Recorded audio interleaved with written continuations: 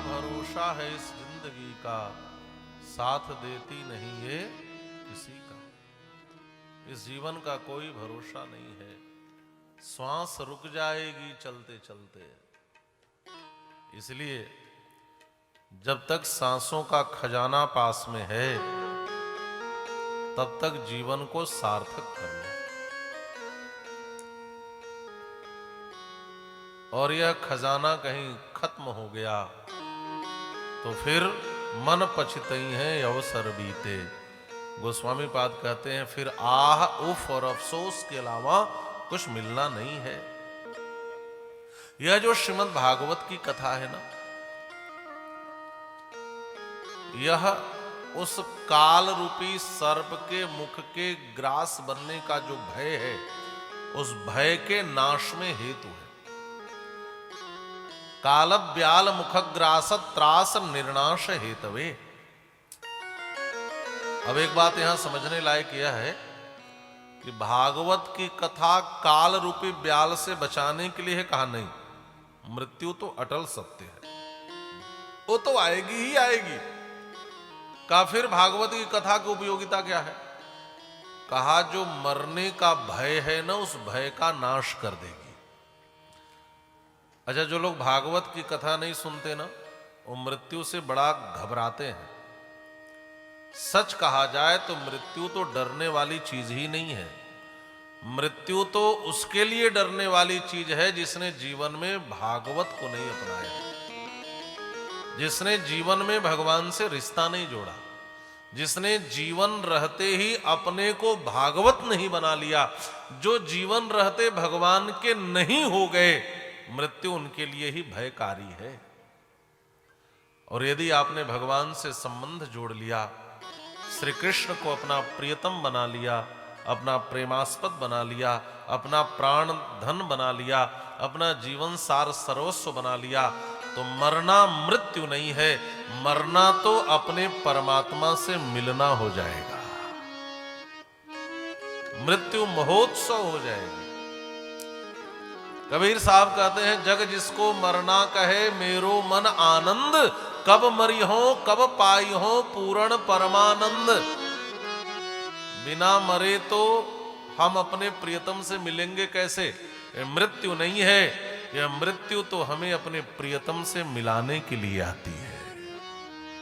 यह तब संभव है जब उसको अपना प्रियतम बना लो, जीवन रहते उसे नाता जोड़ लो।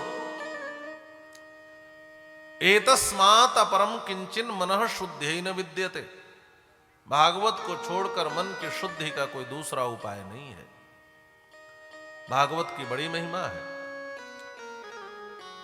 जब महाराज परीक्षित को भगवान सुखदेव कथा सुनाने बैठे तो उसी समय देवता स्वर्गामृत लेकर आ गए।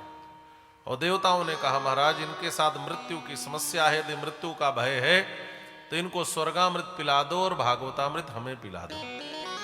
एवं विनिमये जाते सुधार आज्ञा प्रपीयताम प्रपास्यामो वयम सर्वे श्रीमद् भागवतामृतम। हम एक विनिमय करने आए हैं, एक व्यापार, एक विपणन, अंग्रेजी में कहें तो एक बिजनेस करने आए हैं।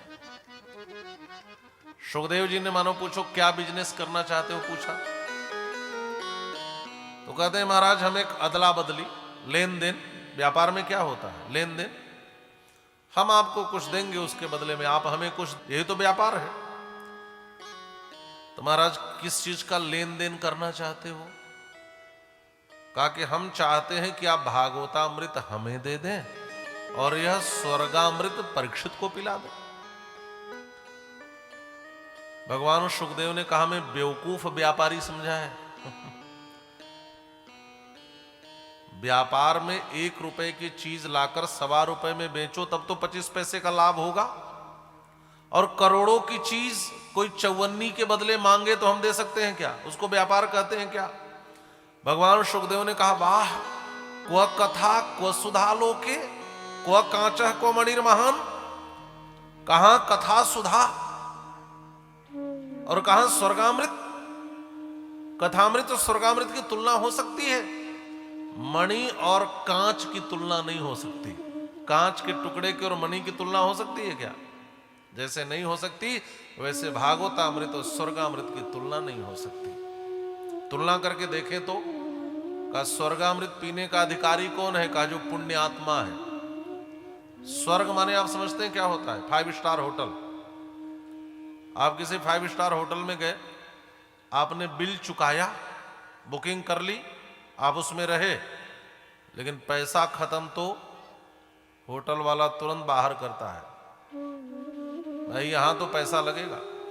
तो जब तक पुण्य का धन है तब तक स्वर्ग में रहो, और पुण्य का धन समाप्त तो फिर मर्त्यलोक में आना है। क्षीणे पुण्य मर्त्यलोकम विशंति। जैसे पुण्य क्षीण होता है वैसे फिर मृत्युलोक में गिरना पड़ता है।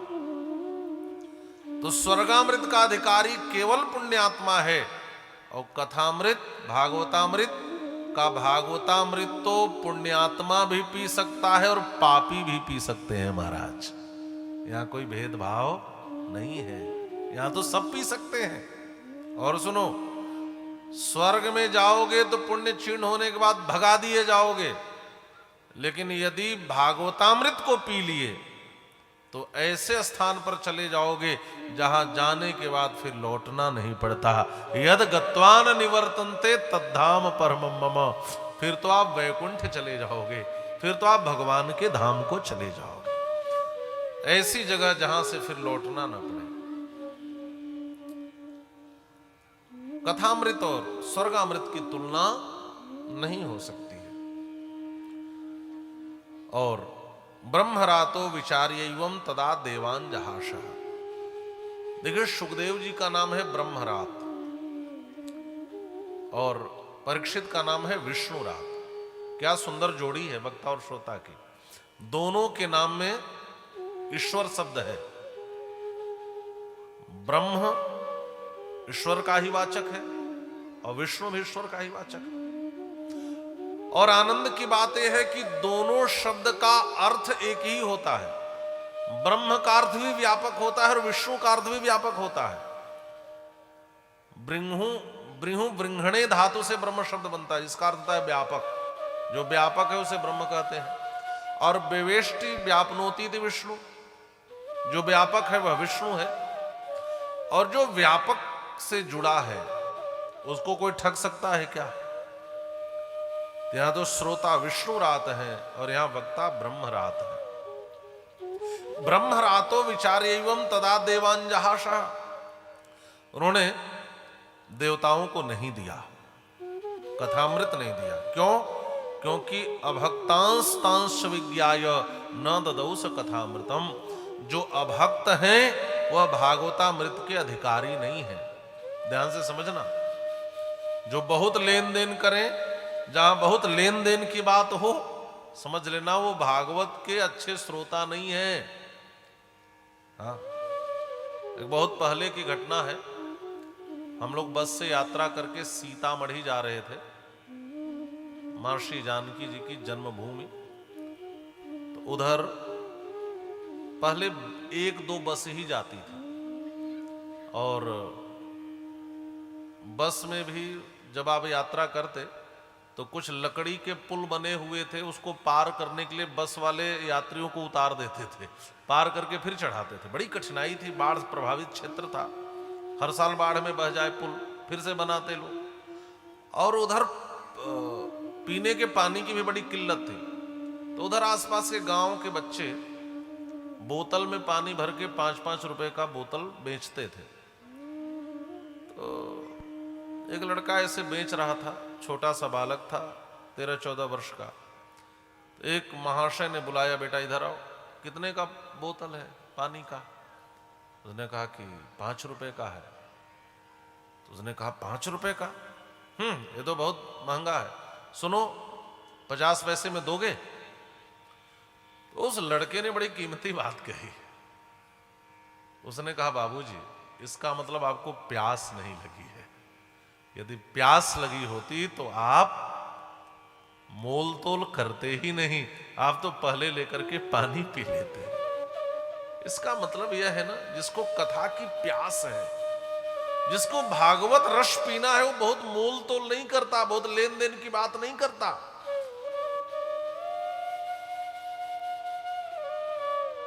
महाराज, जब प्यास लगे तो उस समय पानी का मूल्य नहीं होता।